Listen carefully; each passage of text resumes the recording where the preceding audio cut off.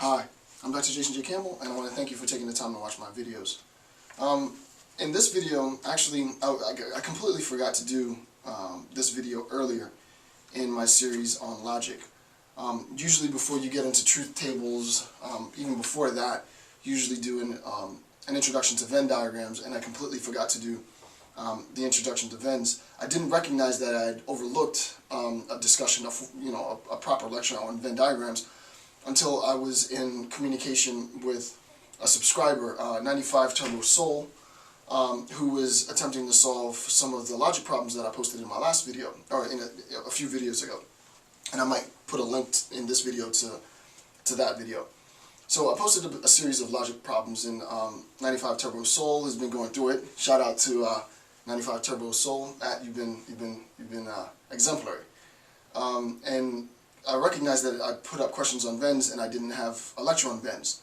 So thanks to my communication with 95 Turbo Soul, I recognized that I need to do a lecture on Venns, and this is my lecture on Venn diagrams. So again, I'll have this available. I'll put the lecture notes in a pop-up or in the description. Just click it, and then you'll have my lecture on Venn diagrams, and it'll help you make sense of how to use Venn diagrams, and also it'll help you in solving problem number 3 in my problems of logic problems. Okay, so this is Venn diagrams.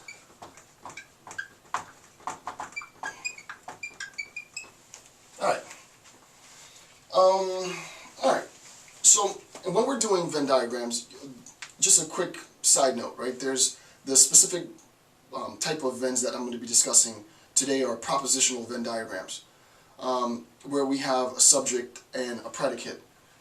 And as such, you can use these Venn diagrams to assist in making sense of some of the problems that you're given in predicate logic. I'm not going to take it that far, but this is just a foundation, and all of this will make sense in a couple of minutes. It shouldn't be a hard lecture to give or a hard lecture to understand. All right, when we're doing Venn diagrams, there's a particular standard that needs to be followed, right? You put your subject, so we'll say that S is equal to the subject, and P is equal to the predicate. So if we say that Socrates is a man, obviously Socrates is the subject, and being a man is predicated on that subject, right? So Socrates is a man. We recognize that in our notation system, the predicate term comes first, so man, Socrates, right? That's how we would write it. And I've done videos on this before. Alright, with respect to Venn diagrams, what we do is we have the subject circle goes to the left, and then the predicate circle goes to the right. So it looks like this.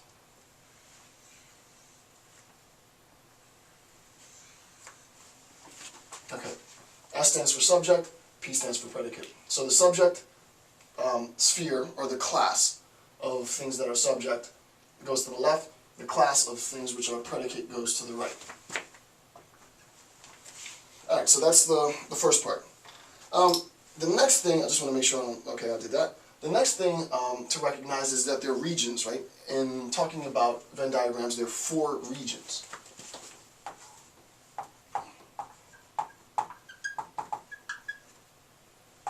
And you have region 1, 2, 3, 4, right? So outside of the circles is region 4 on both sides, right? Outside of the circles on both sides is region 4. Region 1 is here, region 2 is here, region 3 is here. So there are 4 regions on Venns. The 4th region is on the outside of both circles, or if you have more than one circle, it's on the outside of the circles. And then region 1 and 2, 3 are within the circle. So this is sort of how you set it up. Okay, nothing too complicated about that.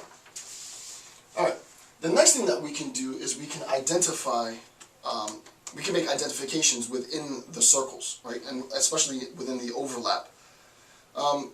Anytime you use an X, right? If I were to put an X here, right? In between, in region 2, right? So if I put an X in region 2, it means that region 2 is occupied. Something exists within region 2, right? Or, as I put in the notes, region 2 is not empty. All of that means the same thing, right? This region is not empty, it's occupied, something exists here. X equals, indicates that the region is not empty, so I'll put that down, right? And X indicates that the region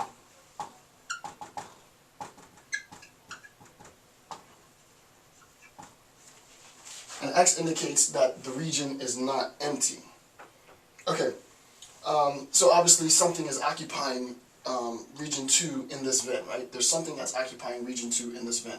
If I were to move this X and put the X here, then I would be saying that region 1 is not empty, that something is occupying space in region 1. Or if I were to put it here, and so on, right? So it's just an indication, the X is an indication that something is occupying that specific region of the Venn diagram.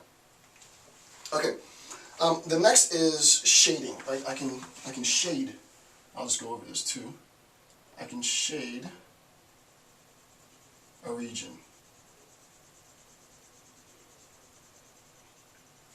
Right? I can shade a region, as I've done here. It's important to recognize that shading a region and putting an X in a region do not mean the same thing. In fact, they mean entirely the opposite things, right? They're antithetical to each other. When we shade a region, what we're saying is that the region is empty, right? When you put an X here, it means that the region is not empty. When you shade it, it means that the region is empty. Nothing occupies that space, right? Nothing occupies region 2 in this Venn. So if I were to shade here, it would mean that nothing occupies space 3. If I were to shade here, it would mean that nothing occupies space 1. So it's the opposite, right? So is not empty, and X indicates that the region is not empty, but shading, S-H-A-D, shading indicates that the region is empty. If I could write, right? Shading indicates that the region is empty. Nothing exists in this region. Okay. Obviously, as I said, this is the opposite claim to the X, right? This is the opposite claim to the X. The X indicates that nothing, or that something is occupying that space. Shading indicates that nothing occupies that space. Pretty simple. All right, now there are 4 classes of propositional Venn diagrams. I'm going to go through each of the 4, and I think the rest of the lecture is just going through each of the 4. I'm going to go through the 4 types, right? And they're given letters. So there are 4 types.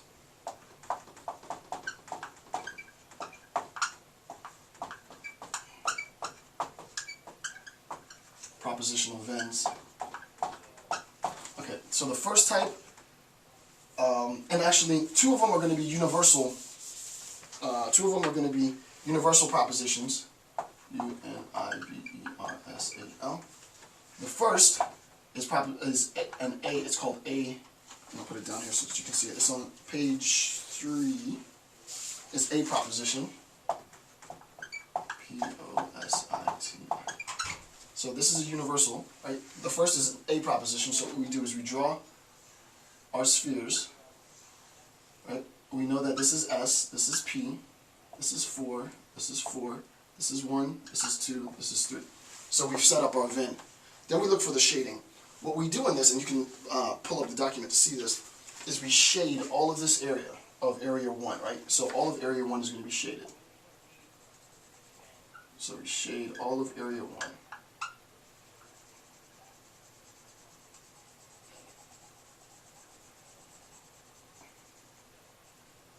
Alright, so we've shaded area 1. Okay, if area 1 is shaded, then the question is, well, what does this mean, right? Well, if you think about it, we recognize that we're saying that nothing occupies this space of area 1. And the question is, well, what is this space? Well, this is the subject, this is the predicate, right? We're saying, well, everything that is a subject, everything that is the subject, because this area 2 has part of the subject in it, but area 2, region 2, has also part of the predicate in it, right? Region 2 has part of the subject in it because it's in this side, but region 2 also has part of the predicate, right, in it. So it's saying that everything that is the subject is the predicate, right, is basically what proposition A is saying, right? Everything that is the subject is part of the subject is the predicate. The way that this is formally written is as follows, right? For all x, and I can tell I'm going to run out of room. For all x, right, for all x, if x is an S, then x is a P, right? If x is the subject, then x is a predicate. This is how this is written, right?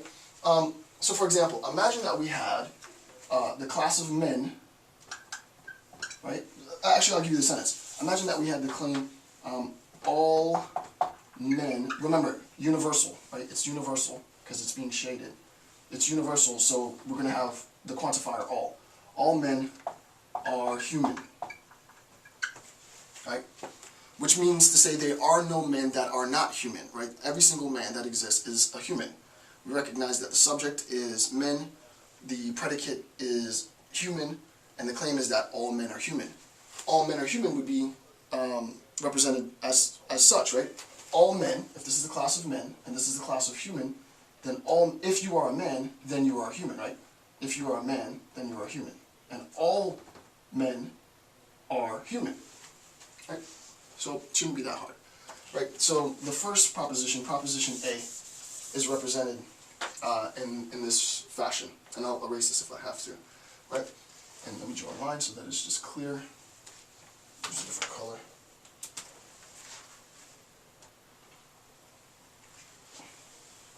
Okay. So what this is saying, proposition A is saying, is all the subject, all parts of the subject are parts of the predicate. There is no part of the subject that is not contained within the predicate, right? So all S's, and I have this up here, I'm not going to write it down, all S's, all parts of the subject are parts of the predicate. All S's are P's. Or you can conversely say there are no S's, there are no parts of the subject that are not contained within the class of the predicate, right? So that's the first type. The next is number 2. And the way I remember this is just like A-E-I-O, like you're doing your vowels, A-E-I-O. A and E are your universal propositions. I and O are your existential propositions, and I'll show you in a second, right? So A and E are your universal propositions. We're still in universal propositions. E.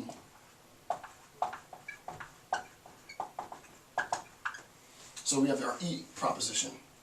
So let's draw our diagrams. We have 1, 2, we have 4 on the outside. We have our subject, our predicate, 1, 2, and 3. Right. So we've constructed our Venn. What we do then is we shade in the middle. We shade in region 2. Right, we shade in region 2. Alright, so for our E proposition as opposed to our A proposition, we see that we've shifted, right? What we've done is we've said there's nothing. Remember, shading indicates that nothing exists within the region, right? The region is empty. So we're now saying that in between region 1 and 3, region 2 is empty. Well, what would it look like, right? Well, we're saying then that for all x, and I'll make it bigger, for all x, right? There is not the combination of the two, right? There isn't a combination of S and P, right? Not S, X, and P, X, right? For all X, there isn't a conjunction between an X that is an S and an X that is a P, right? There is no X that is an S and an X that is a P, right? So it's either an S or a P, right? It's either an S or a P. It's not an X. It's not an S and a P. That's what this is saying, right? And I'll put that down there. So no S's are P's, or no P's are S's, right? Hopefully that makes sense. And I'll go through this one more time after I put everything on the board. So most important thing to remember, anytime we're doing shading, shading indicates that the region is empty, right? Shading indicates that the region is empty.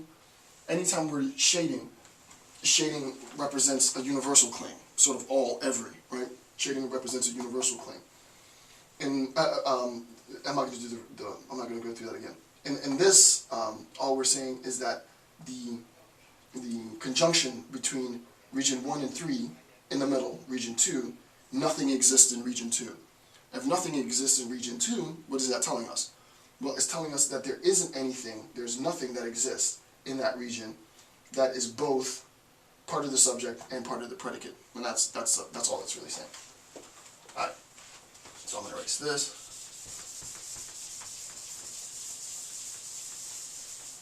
And the reason why I'm doing this also is, one, I should have done it, like, this should have been the first lecture on logic. This is like the basics of logic. I forgot to do that. But this will also help you solve some of the problems that I've posed in my logic problems. Alright, so we did A proposition, we did E proposition, now we have I, right? Conversely though, we're going to have existential. I might miss backwards, sorry.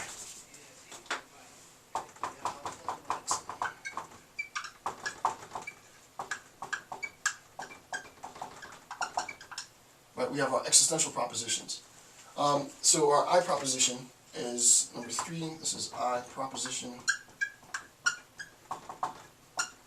And unlike the universal proposition, the existential proposition is going to say that something exists within one of those regions of your Venn diagram, right? Unlike the universal claims where it says that nothing exists within that region, this is completely the opposite. It's saying that something occupies that region of the Venn. So you can see how they're entirely different. All right, so your I is similar to your E, it's just the inverse. The I proposition is the inverse of the E proposition. So we draw our first sphere, we draw our second sphere, we draw outside. This is our subject, this is our predicate, this is region 1, region 2, and region 3. And what we're saying in I proposition is that something exists in the overlap between region 1 and region 3. Right? Unlike your E proposition, where it said there was nothing that existed within region 2, effectively, your I proposition, your existential proposition, I should underline that. Your existential proposition is saying that something does exist within this region, right? Within region 2. Obviously, we recognize that a quantifier isn't going to be universal, right? A quantifier is going to be an existential quantifier. And we have to figure out what that existential quantifier is. Alright, so it shouldn't be that hard. There exists, right? There exists at least one member that is both a member of the class of S and the class of P, right? So it would be S, X, and PX. Right? And as you see in this, that's exactly what it's saying. It's really not that difficult, right? Our I proposition is, you can see, is antithetical to our E proposition, and our E proposition is saying that nothing exists within this region that is both S of X and P of X. What we're saying in our I proposition is that something does exist within this intersection between region 1 and 3 that is both S of X and P of X, right? There is an X such that that X is both an S and that X is a P, right? And obviously if we were to move this around, then it would change the way that we instantiate our claim, right? But it should be clear, right? The I proposition should be clear. It's the antithesis to the E proposition. And then the last proposition, number 4, A-E-I-O, is the O proposition. Is the O proposition, and we have this, and we have 4, 4, 1, 2, 3, subject, predicate. And what we've done now, the way that I do, it moves in towards a circle, and then it moves back out. So then we have a member here, right? So we're going to say that something exists, there's at least one thing that exists in region 1, right? And the question is, how does this look? Well, it would mean that we have, it's an existential, so we know that, right? There exists at least one thing that is an S, right? It is an S, it occupies the subject field, But you can see here's the limits of the predicate, right? And it's not within that limit, right? It's outside of that limit. So it's not a P, right? So it's saying that there exists something there exists, at least one thing, such that that X is an S, and, I forgot the and that X is not a P, right?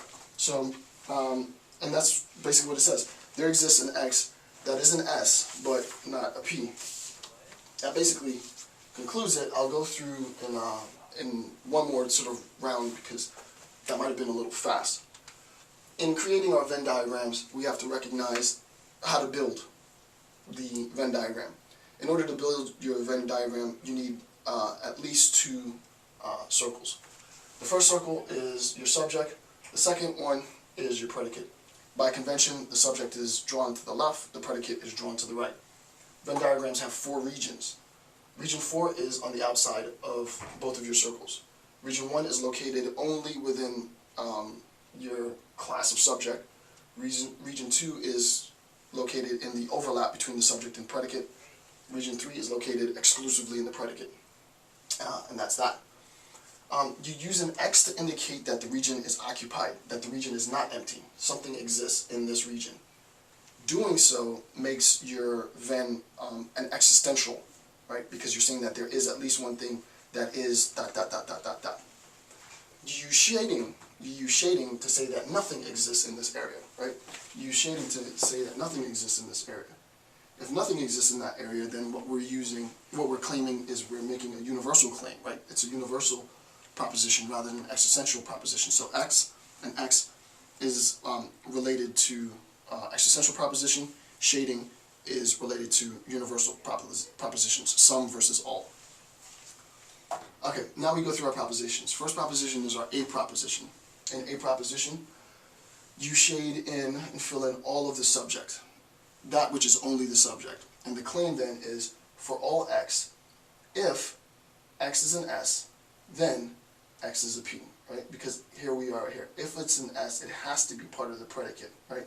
The example that I gave were all men are human, right? There is no man that is not also a human. So membership in the class of men necessitates membership in the class of human, right? So we have a conditional claim, right? If X is an S, then X is a P. So that's A. Number 2 is our E proposition. All we do is we shade the overlap, right? We're saying that there is nothing that exists within region 2 of our Venn that is both a member of the subject and the predicate. It's either the subject or the predicate, but not both. That's represented by this universal claim. This universal claim says, for all X, there is no X that is an S and a P, right? There is nothing that is both an S, a subject, and a predicate, right? Region 2 is empty. The antithetical claim to that is our first existential proposition, and that is the I proposition. The I proposition says that something exists within that overlap between region 1 and region 3, between the subject and the predicate. How is that formalized? Excuse me, I'm losing my voice. How is that formalized? There is an X such that that X is an S and that X is a P, right? And that's perfectly, we see that, right? It's part of the S subject, but it's also part of the predicate, right? So there is an X such that that X is an S and that X is a P. And then lastly, the last proposition is our O proposition. In our O proposition, we move our instantiation to just the subject class. And basically all we're saying is that there is an X such that that X is an S and that X is not a P. No part of that X is part of your predicate class. And then from there you should be able to solve sort of any type of problem that you are given. You should be able to identify it. This should make sense. The first hint then to the logical problems in my number 3 of the logical problems that I presented in a few videos ago is to recognize that since I shaded in all of the diagrams, all of the claims are universal claims. I didn't give you representations of existential claims.